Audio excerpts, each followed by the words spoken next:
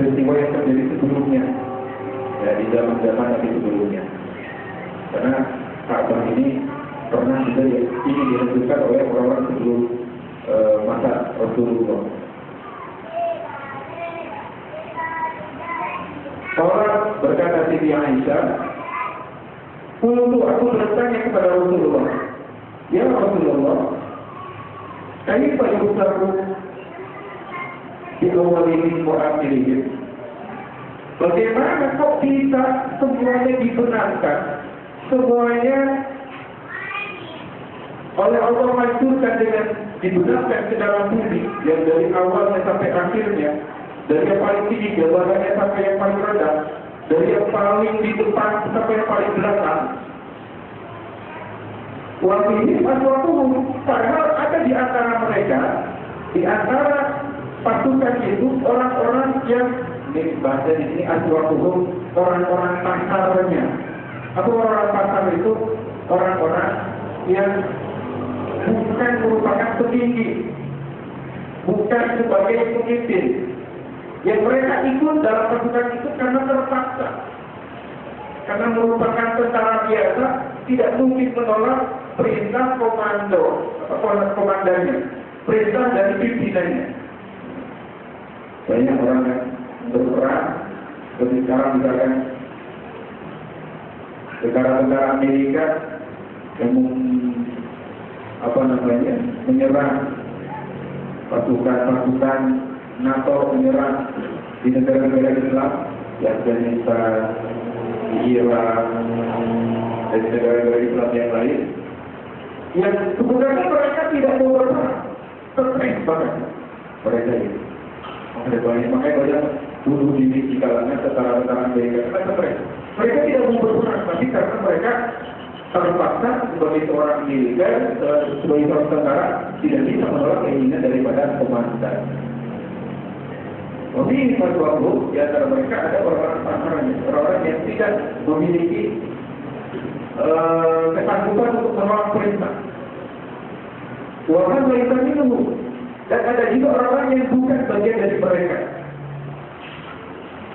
Orang-orang yang di zaman Abraham itu, ketika dia ingin menyerang Ka'bah, dia banyak sebelum dari Yaman, ke Hijaz, ke Mekah.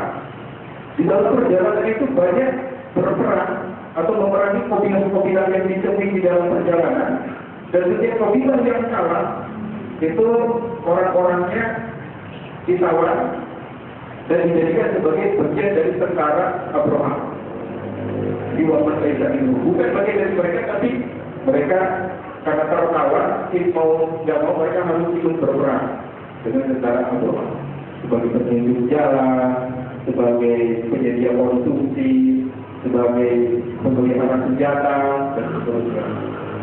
Bukan dari bagian inti pasukan tersebut, tapi punya tugas-tugas yang mendukung penyedia air dan sebagainya.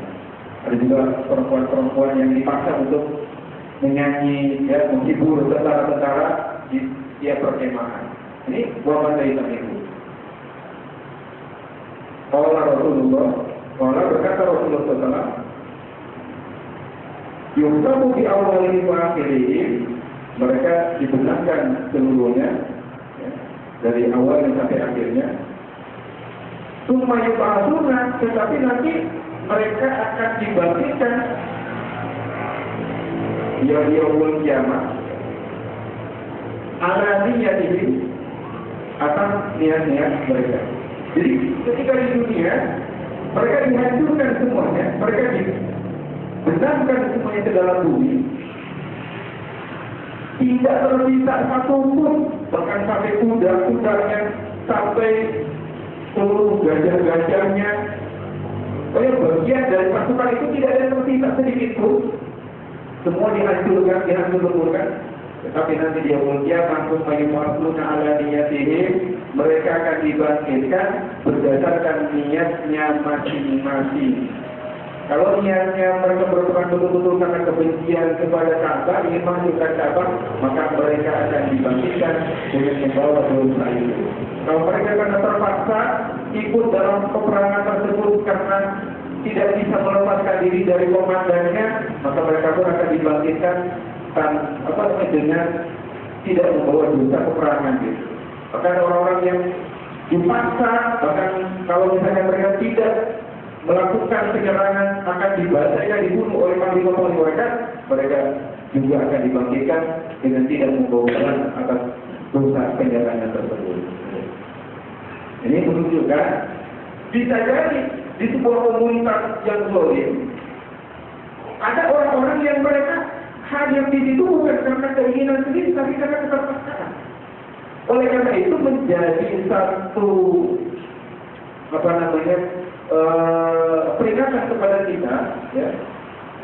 Jangan sampai kita, walaupun misalkan kita mengenal ada satu komunitas zalim, lalu kemudian kita mengeneralisir, gitu. Bisa jadi ada di antara mereka yang mungkin lebih soleh daripada orang-orang yang ada di dalam lingkungan solidir. Pernah ada seorang kiai di daerah Jawa Timur. Beliau membangun pesantren di tengah-tengah lingkungan PSK, di tengah-tengah lokalisasi. Ini kan orang yang mendengar berita ini kaget. Oh, ini pesantren kok di lingkungan lokalisasi, gitu ya. Orang berkata, berdalil, aku takutlah kamu kepada Anda yang tidak hanya akan ditimpakan kepada orang zalim saja, tapi akan ditimpakan kepada semua orang yang ada di lingkungan zalim tersebut. Mestinya kalau bikin pesantren, ya di lingkungan orang-orang soleh, bikin pesantren di lingkungan yang kondusif. Ini kok bikin pesantren di tengah-tengah lingkungan PSK, lokalisasi. Apa jawaban saksi tersebut? Dia bilang, saya yakin mereka-mereka ini, maksudnya para PSK, dalam satu titik kehidupan mereka akan merasa jenuh menjadi seorang PSK. Di dalam hati sanubari mereka pasti akan ada keinginan untuk kembali kepada Allah, kembali kepada kebenaran. Nah, seandainya pada saat itu mereka mendapatkan hidayah dari Allah, ingin kembali, sudah jenuh, sudah bosan, tidak mau lagi jadi PSK, tapi tidak ada orang yang bisa membimbing mereka, sehingga mereka harus pergi jauh, padahal mereka tidak punya waktu untuk melakukan itu. Tentu hidayah yang tidak mereka terima itu akan sia-sia. Tapi kalau di sini ada pesantren, ada kiai, tentu ketika mereka mendapatkan terserah hidayah dari Allah, mereka bisa langsung merespon hidayah itu dengan mendatangi pesantren ini. Sehingga hidayah yang mereka terima akan kemudian dibangun menjadi sebuah kesolehan, menjadi sebuah jalan pertobatan yang sebenarnya. Dan itu bukan terjadi. Banyak di antara PSK-PSK itu yang kemudian, ya mereka punya anak, ambil di luar nikah gitu. Nah, anak-anaknya ini kan kalau misalkan tidak ada pesantren, tidak ada yang membimbing, pasti akan menjadi seperti orang tuanya. Bahkan mungkin akan lebih hasil. Dari pesantren tersebut, kalau maghrib itu malam ya ada maghrib sampai malam jam 9. Ketika sebagian besar PSK-PSK itu mulai beraktivitas, justru itu juga terdengar pengajian. Anak-anak pada ngaji, baca Quran, baca kitab. Jadi ini ekstrim sekali perbedaannya. Ya, di rumah-rumah remang-remang itu suara dandukan, suara kekikir, tapi di sampingnya pesantren orang ngaji dan sebagainya. Nah ini menunjukkan bahwa dalam satu komunitas yang dulu pun masih ada orang-orang yang baik, gitu, orang yang baik. Sehingga kita tidak boleh bilang, oh ini orang masih neraka semuanya. Karena kita pun belum tentu bebas dari neraka. Itu kayak kita tidak masuk neraka. Kita jaminan ahli surga kan? Dan tidak ada jaminan orang yang sekarang kelihatannya orang yang maksiat, lalu mereka betul-betul neraka. Itu tidak ada jaminan. Imam Ghazali memberikan nasihat, kalau kalau kau bertemu dengan orang yang bermaksiat, maka katakan dalam hatimu, ya Allah, orang ini sekarang maksiat. Saya saat ini mungkin melaksanakan ketaatan, tapi bisa jadi besok dia berubah menjadi orang yang taat, saya terjerumus maksiat. Bertemu dengan orang yang kafir sekalipun, kata Imam Ghazali, ya Allah, orang ini kafir saat ini. Tapi bisa jadi besok dia berhidayah, dia masuk Islam. Sementara dia dengan Islam, belum tentu akhir saya tetap Islam. Yang muncul adalah sikap awal itu kepada Allah. Tidak merasa diri benar sendiri, tidak merasa suci sendiri, tidak merasa paling ahli surga, paling susah, paling jauh dari bid'ah. Jadi kalau orang yang memahami konsep bahwa kehidupan ini sesungguhnya ada di tangan Allah, takdir kita, apapun yang terjadi nanti kita tidak pernah tahu yang ada dalam Allah, maka kita tidak akan pernah menyombongkan diri dengan amal-amal kita. Mungkin kita ada hadiah, kita berada di lingkungan yang soleh, tetapi bisa jadi itu tampilan di luar saja. Bisa jadi kita juga melihat orang-orang yang zalim, orang-orang yang bermaksiat, tapi bisa jadi itu tampilan luarnya saja. Untuk menguji sejauh mana ketawaduan kita, sejauh mana keikhlasan kita di dalam menghamba kepada Allah. Kalau kita ikhlas menghamba kepada Allah, kita ikhlas beribadah kepada Allah, kita tidak perlu memikirkan bagaimana nasib orang ini masuk surga atau neraka. Kita akan berdakwah, tetapi tidak menyesal. Makanya dari Qutb itu pernah mengatakan, nahnu du'at wala nalqudh. Nahnu du'at wala nalqudh. Kita ini adalah para dai, orang yang mengajak kepada kebenaran, wala nalqudh, dan kita bukan hakim, bukan orang yang menghakimi, bukan orang yang menjudge. Oh, ini yang diberangkat juga. Kita tidak kemampuan untuk itu. Kita tidak dalam posisi itu. Itu prerogatif hak Allah menentukan orang ahli surga ahli neraka. Kewajiban kita adalah berdakwah, bukan menghukumi orang, bukan mencap orang ini ahli taat, ini ahli maksiat, bukan ada.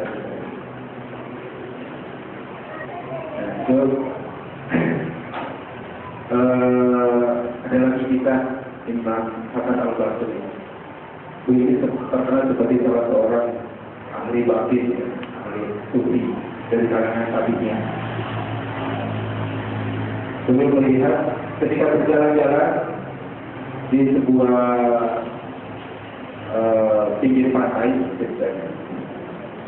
Imam Hasan Al-Basri ini melihat ada seorang laki-laki dan seorang perempuan yang duduk berendek, masih muda. Dan di samping laki-laki itu ada minuman keras, botol minuman keras, arak, koper. Dalam hati Imam Hasan Basri ini muncul sebuah sumber. Ini orang mati ya, ahli neraka ya.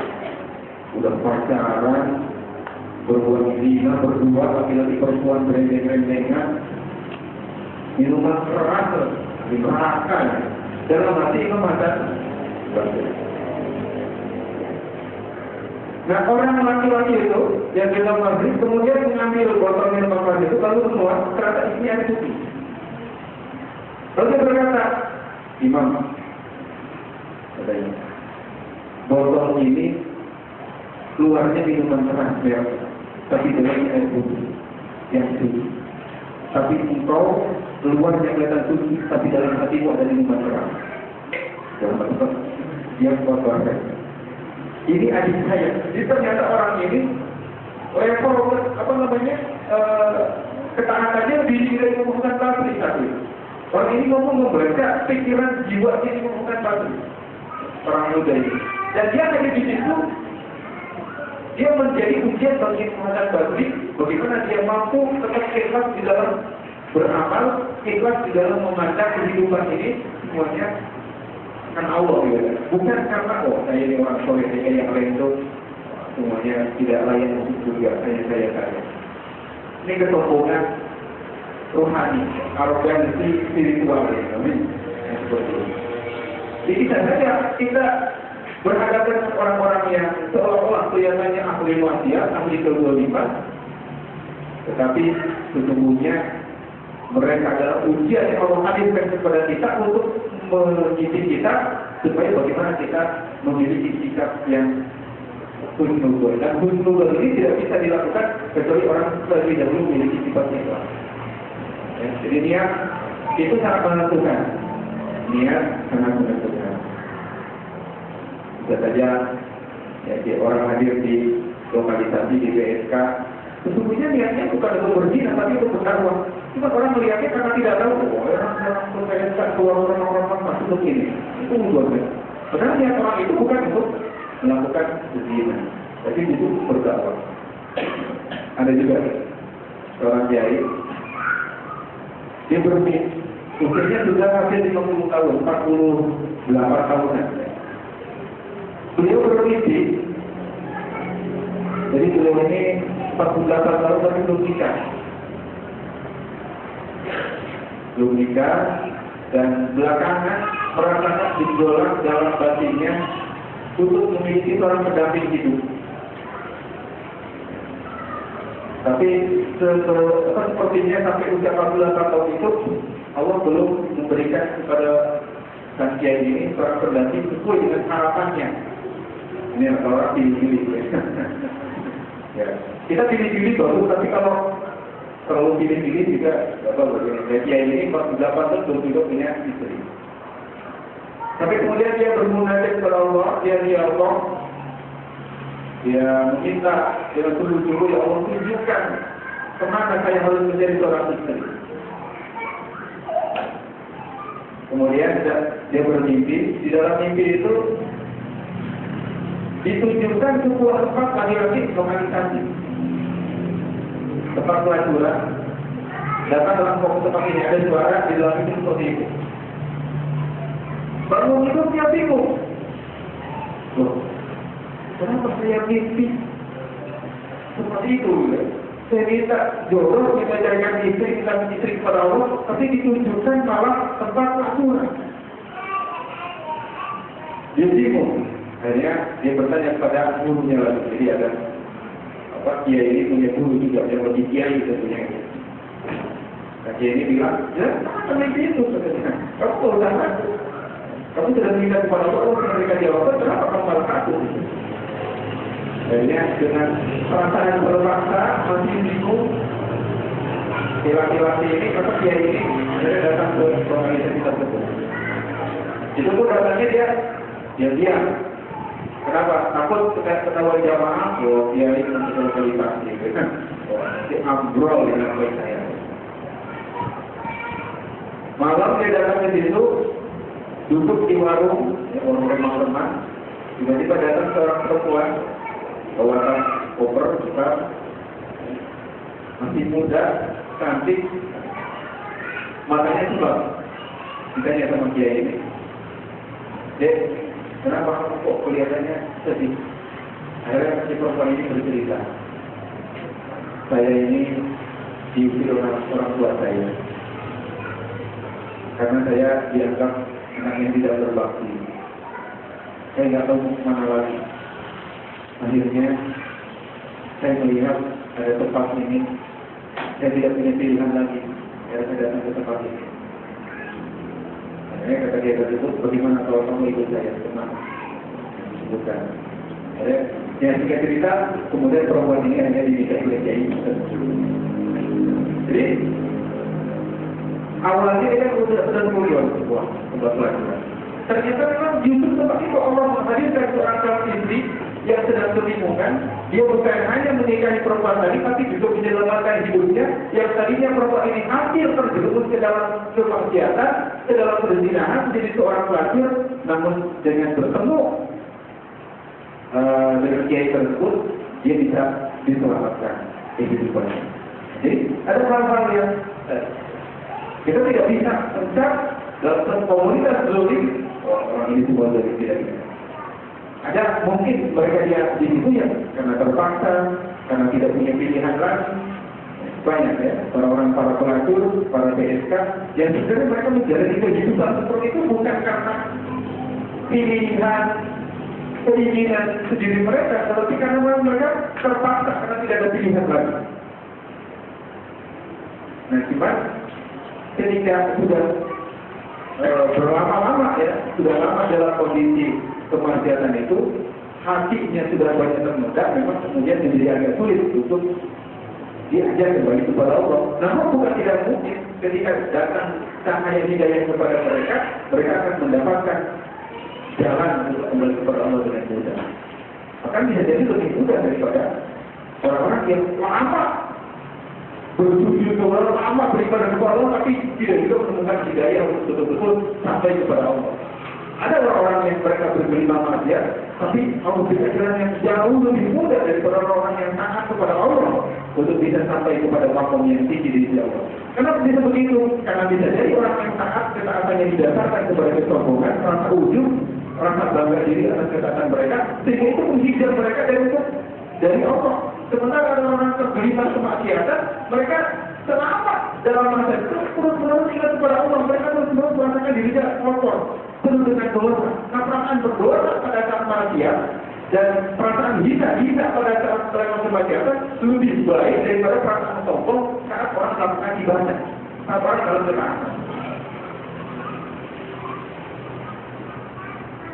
Ini pribadi yang kita mencapai.